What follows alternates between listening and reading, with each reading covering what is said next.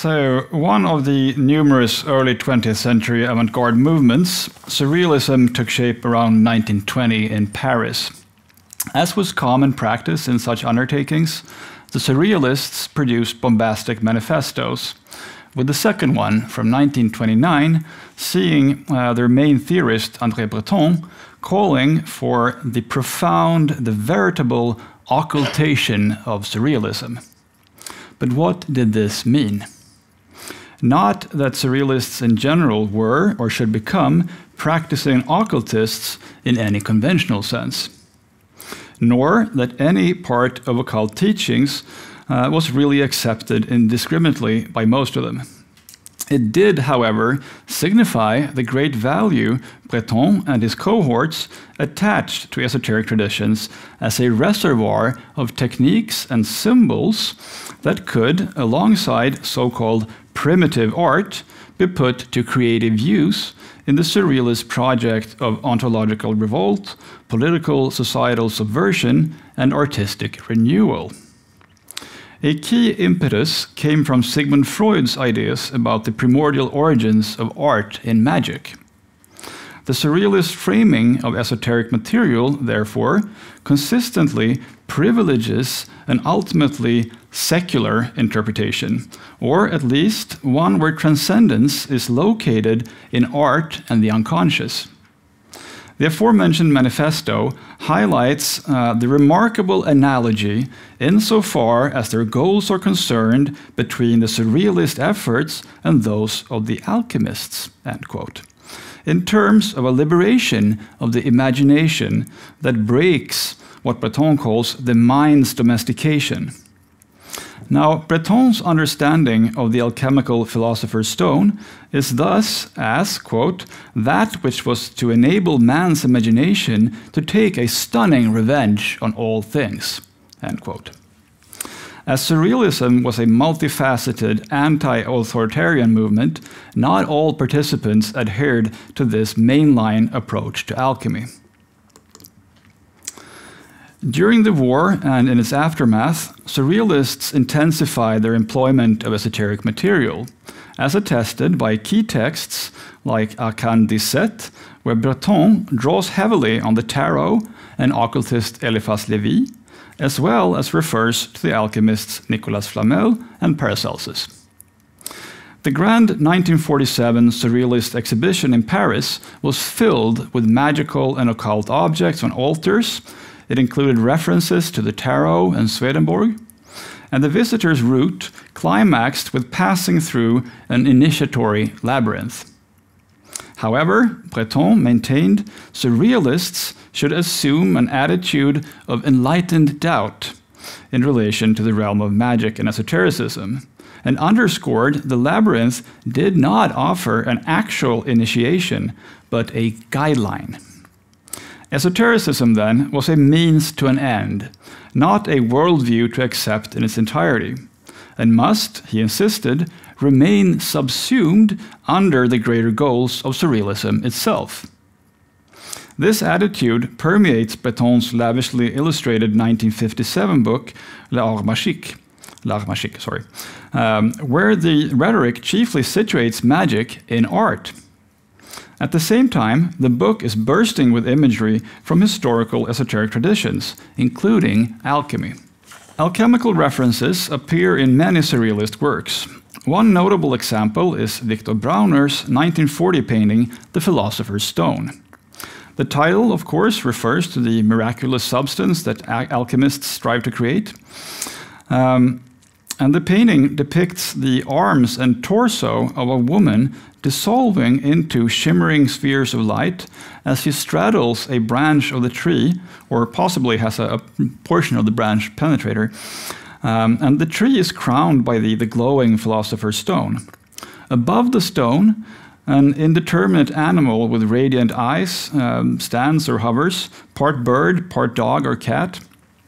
In keeping with the alchemical theme, the solve of the human form and the dissolution of animal taxonomy, as well as animal-plant dichotomies, leads to the coagula of an amalgamated higher order of being. Kurt Seligman's canvas, The Alchemy of Painting, meanwhile, highlights the parallels between art and alchemy as liberatory practices that are also part of the argument in his book, The Mirror of Magic, showing a deconstructed figure combining plant-like, animal, and mechanical-looking parts set against a geometrically fragmented background, reflecting, perhaps, the malleability of matter central to alchemy as well as art. One of Surrealism's great innovators was Max Ernst, who, in a 1937 essay, famously described collage, one of his central working methods, as something like the alchemy of the visual image. Often read as a purely metaphorical statement, M.E. Warlick has demonstrated conclusively that in fact it signaled how deeply affected by alchemy Ernst was in both his art and thinking, though he rarely created replicas of alchemical emblems. We can, however, find laboratory equipment in the form of a so-called pelican vessel, combined with birds likely signaling an alchemical symbolism in Ernst's collage The Laugh of the Cock. Moreover, Ernst's enigmatic The Robing of the Bride has been interpreted by Warlick as signifying the chemical wedding of sulfur and mercury, and the reddening face of Remedios, the sexual conjunction of the king and queen. The same theme is also present in the title of Ernst's painting, Chemical Nuptials. The latter also includes a red alembic vessel of the type employed by alchemists. In the 1930s, Max Ernst had a dramatic relationship with Leonora Carrington, who is today considered one of the most important creative figures to have emerged from the Surrealist movement. It has been said that Carrington, more than any other Surrealist, went on to explore a wide range of esoteric themes. She was also one of few Surrealists to practice esotericism in a more hands-on sense, and her engagement with alchemy was deep and sustained. Carrington's first encounter with Surrealism seems to have been through Herbert Reed's book Surrealism when she was 19 and attended art school. Interestingly, the book explicitly connects Surrealist art with alchemy. Around the same time, Carrington started to read books on the history of alchemy. She and Ernst subsequently explored this theme together, as evidenced by the alchemical symbolism expressed in the animal hybrids that the couple decorated their shared house in France with. When the war broke out, Ernst was incarcerated because he was German, and Carrington became psychotic, leading to her internment in a mental hospital. This harrowing experience resulted in the autobiographical account down below, where she reinterpreted her suffering through an alchemical lens. For example, she writes, "I was transforming my blood into comprehensive energy, masculine and feminine, microcosmic and macrocosmic, and into a wine that was drunk by the moon and the sun." She was aided in this reframing by the French physician, occultist, and Freemason Pierre Mabille, who had worked closely with Breton and taught him geomancy and astrology. A key figure in Surrealism's engagement with topics like esotericism and initiation during the war years, Mabille published the book Mirror of the Marvelous in 1940. In line with Breton's assertion in the first Surrealist manifesto that only the marvelous is beautiful, Mabille's book provides text excerpts ranging from Gothic novels and modern poetry to a Masonic ritual of initiation and alchemical works. As with folklore, we are in the presence of a timeless tradition, Mabille comments, the text Manufacturing the Stone by Basilius Valentinus. Reading this book and engaging in intense conversations with its author enabled Carrington to understand her breakdown as an alchemical initiatory experience, part of said timeless tradition. As Christopher Noheden has explained, Mabille helped Carrington recognize planetary symbols and alchemical imagery which correlated with the signs she used to transform mundane things with during her psychosis, a connection that now lent her delusions a heightened esoteric significance. Mabille fully affirmed this And in a 1946 essay, he commented that Carrington's book resembles an alchemical manuscript. After her move to Mexico, Carrington continued immersing herself deeply but eclectically in several esoteric traditions. Simultaneously, she led a family life with her Mexican husband and 2 children, ingeniously managing to turn that into an alchemical working as well. As Susan Aberth details, the transit of food from the kitchen to the table to consumption was, in particular, likened to alchemical processes of distillation and transformation, which in turn led to associations to art production. In Carrington's paintings from the long Mexican period, the references to alchemy are generally quite vague. We can, for example, find figures like the androgyne, certainly familiar from alchemical symbolism, but just as present in many other systems of thought. There are also many cauldrons, described by Susan Aberth as symbols of fertility and abundance, mystic transformations, both alchemical and magical.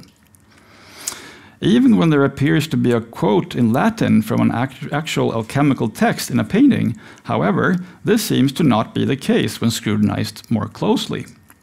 The presence of, let's say, an egg and a white rose in the same work certainly seems to point towards well-established alchemical symbols that Carrington would have been aware of, but it always remains difficult to attach any conclusive meaning to the imagery in her works. On the other hand, Carrington could on rare occasions clarify her understanding of specific symbols and their correspondences quite plainly, as in this esoteric explication of cabbage. The cabbage is a rose, the blue rose, the alchemical rose, the blue deer, peyote.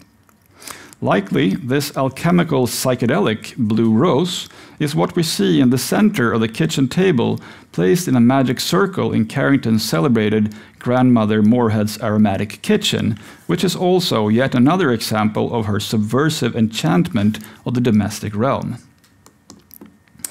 Living in Mexico City, Carrington explored the local markets in search of magical herbs, together with her equally esoterically inclined artist friend Remedios Varo. Several of Varo's precise, fine-looking paintings thematize alchemy.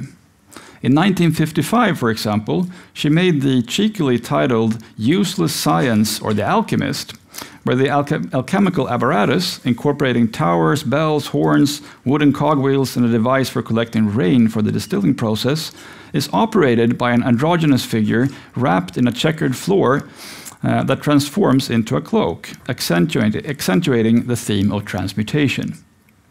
The Call from 1961 sees Varo refer to alchemy via the female figure clutching an alchemical retort and wearing a pendant shaped as an alchemical mortar and pestle. Let us finally turn to Sweden once more. The Stockholm Surrealist group, founded in 1986, came to dive deeply into esoteric waters, drawing on the mysticism of Emanuel Swedenborg, the occult paintings of Hilma af Klint, Norse rune magic, and many other things. Alchemy also featured prominently. A prime mover in these explorations was Carl Michael Edenborg, who would later obtain a PhD in intellectual history at Stockholm University with a study of the marginalization of alchemy. He also wrote the alchemistic novel Alkemistens dotter, Slutet på universum. The Stockholm Surrealists relished the marginal and the outre, embracing the historical Swedish alchemists like the bizarre Gustav Bund, whose excrement alchemy entailed swallowing a golden pearl every day, picking it out of his chamber pot and then repeating the procedure for several years, believing this would ultimately turn the gold into the philosopher's stone. Another favorite was the subversive Swedish-Finnish alchemist August Nordenskjöld, who attempted to crush what he called the tyranny of money by creating so much gold that it would become worthless. To a degree, the special fascination of such figures for Swedish surrealists was perhaps related to the pervasive rationalist conformism bound up with the country's secular welfare state. Their attitude also epitomizes the impertinence of surrealist approaches to alchemy, demonstrating how esoteric currents can provide creative fuel and live on in transmuted forms far beyond their traditional contexts. Thank you. Thank you.